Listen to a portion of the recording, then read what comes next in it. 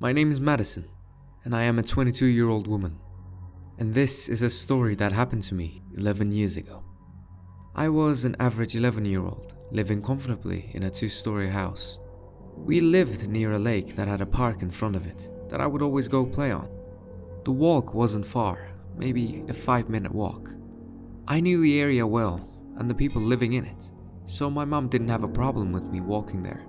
Every time I would walk there, I would notice a man sitting on a bench smiling at me. I didn't know his name, so for the sake of the story not being confusing, let's call him Mike. I was always creeped out by him because he would just sit there and watch me.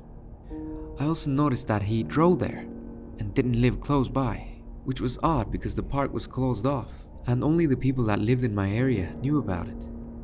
He would always keep an eye on me when I walked home too.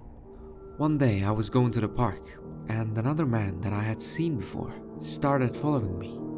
He began walking behind me every time I went to the park and home. I stopped going to the park because of that, but I eventually got bored. I lived on the 2nd story of my house and had a window in my bedroom leading to the roof. When I was bored, I would just go on top of the roof, which my mother always told me was dangerous and I could fall.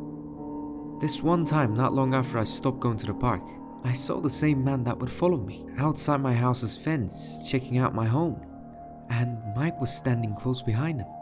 The man saw me and tried to jump the gate. I ran downstairs and called for my mom to call the cops. He was now at my front door banging on it.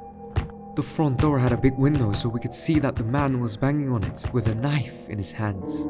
My mom stayed on the phone with the cops, and I saw Mike running towards our house and jumping the gate. Mike tackled that man and eventually knocked him out. We later found out that he kidnapped over 5 young girls in our area and killed them. Mike would always watch because he noticed that man before me and wanted to make sure that I was safe.